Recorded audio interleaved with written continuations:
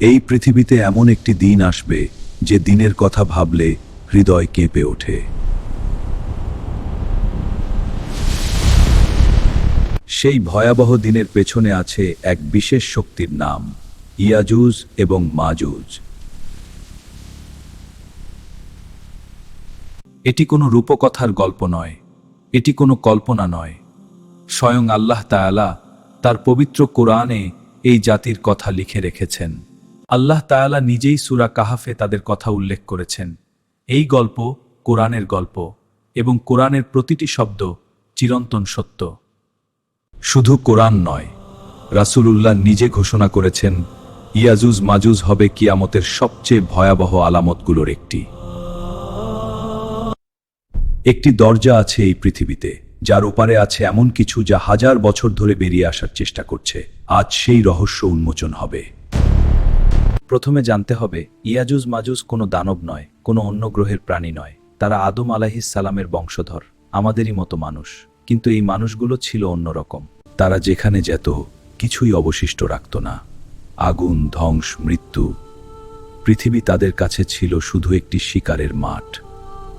তারা পানি পান করত, নদীর পর নদী শুকিয়ে ফেলত। হাদিসে আছে, তাদের পরের দল সেই শুকনো জায়গায় এসে বলতো, একসময় এখানে পানি ছিল। এভাবেই পৃথিবী মরে যেত তাদের স্পর্শে। এবার বুঝুন তাদের সংখ্যা। রাসূলুল্লাহ সাল্লাল্লাহু বলেছেন, প্রতি একজন মুসলিমের বিপরীতে 999 জন ইয়াজুজ মাজুজ। তাদের দেখলে মাটি দেখা যেত না। মানুষ পালাতো, শহর ছেড়ে, ঘর ছেড়ে, সন্তান কোলে নিয়ে রাতের অন্ধকারে পালাতো। কিন্তু কোথায় যাবে, কতদূর পালাবে? মনে হচ্ছিল রক্ষা করার কেউ নেই। ঠিক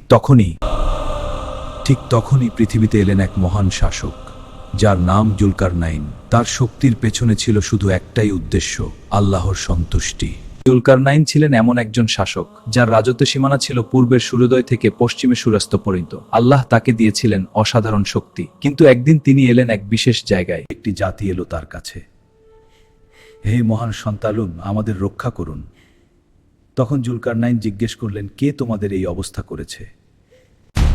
ইয়াজুজ মাজুজ। তারা বলল, তারাই আমাদের সব নিয়ে গেছে। দেখুন, এই ছিল আমাদের শহর, এই ছিল আমাদের জীবন।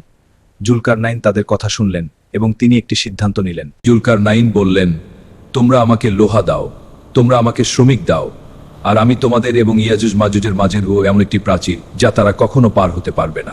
আল্লাহ তাআলা কোরআনে এই ঘটনা রেকর্ড করেছেন। সূরা কাহাফ আয়াত 96। আমাকে লোহার পাত এনে দাও।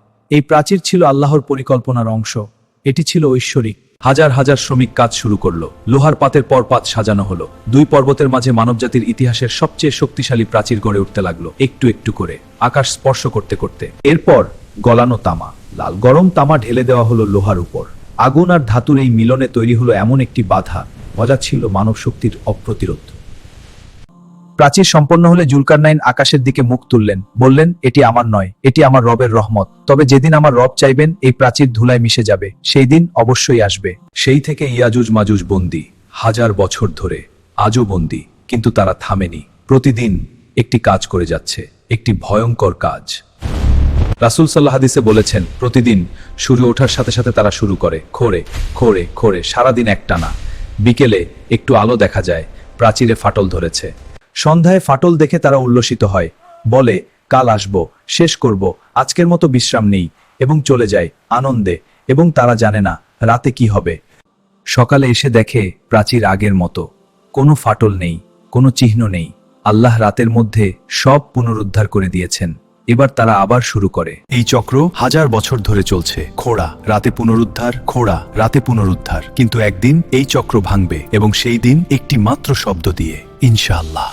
রাসূল বলেছেন, যেদিন তারা বলবে ইনশাআল্লাহ, কাল শেষ করব, সেই রাতে আল্লাহ আর পুনরুদ্ধার করবেন না। একটি শব্দ, ইনশাআল্লাহ, পৃথিবীর ভাগ্য বদলে দেবে। সেই দিন পৃথিবী কাঁপবে, আকাশ ভয়ে লাল হয়ে যাবে, প্রাচীরের ফাটল বড় হতে থাকবে। আর ঠিক সেই মুহূর্তে আকাশ থেকে নামবেন এক মহান নবী, ঈসা আলাইহিস সালাম। কিন্তু অন্ধকারের মাঝেও আলো নামে। ঈসা আলাইহিস সালাম আকাশ থেকে পৃথিবীতে অবতরণ করবেন। তিনি আসবেন আল্লাহর হুকুমে। আর সেই মুহূর্তেই সেই প্রাচীর, যা হাজার বছর ধরে অটল ছিল, আল্লাহের হুকুমে ধুলায় মিশে গেল, এবং ইয়াজুজ মাজুজ বেরিয়ে এলো। আল্লাহ বলেছেন, সেদিন আমি তাদের ছেড়ে দেব। সূরা আম্বিয়া আয়াত 96। এই ওয়াদা অবশ্যই পূরণ হবে। তারা ছুটবে ঢেউয়ের পর ঢেউ, দিগন্ত পর্যন্ত শুধু তারাই, পদশব্দে মাটি কাঁপবে, থামানোর কেউ নেই। পথে যা পাবে সব খেয়ে ফেলবে, পশু, ফসল, মানুষ। পৃথিবী মরে যাবে তাদের স্পর্শে।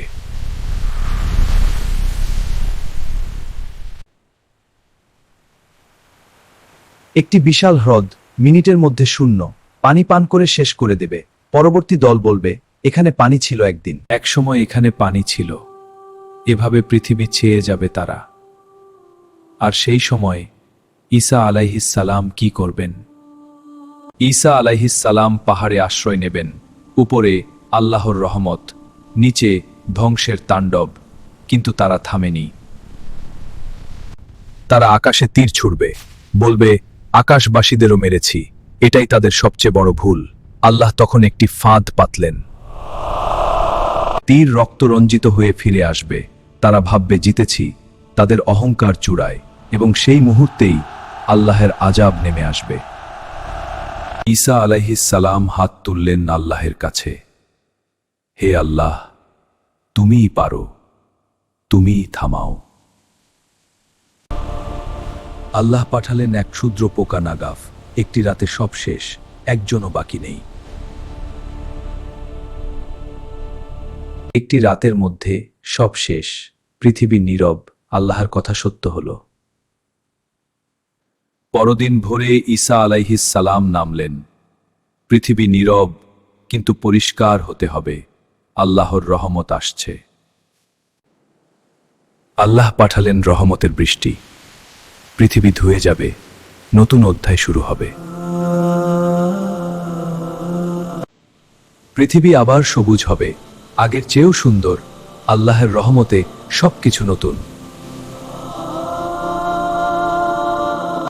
হাদিসে আছে, সেই সময় একটি ডালিম একটি পরিবারের জন্য যথেষ্ট। আল্লাহর প্রাচুর্য সীমাহীন। পৃথিবী সুন্দর হবে, কিন্তু কিয়ামত আর দূরে নয়। এই সত্য জেনে আমাদের এখন কি করা উচিত? রাসূল সাল্লাল্লাহু আলাইহি ওয়াসাল্লাম বলেছেন, সূরা কাহফের প্রথম 10 আয়াত ইয়াজুজ মাজুজের ফিতনা থেকে রক্ষা করবে। আজই শুরু করুন। ইয়াজুজ মাজুজের পুরো কাহিনী আমাদের একটাই কথা শেখায়, আল্লাহের প্রতিটি ওয়াদা সত্য, কিয়ামত সত্য। কিয়ামতের আলামত একে একে পূরণ হচ্ছে। আজই নিজেকে জিজ্ঞেস করুন, আমি কি প্রস্তুত? হাত তুলুন। আল্লাহুম্মা ইন্না নাউযুবিকা মিন ফিতনাতি ইয়াজুজ ওয়া মাজুজ। হে আল্লাহ, রক্ষা করুন। আমিন। ভিডিওটি শেয়ার করুন, হয়তো একটি শেয়ার কারো জীবন বদলে দেবে। সাবস্ক্রাইব করুন। জাযাকাল্লাহু খাইরান।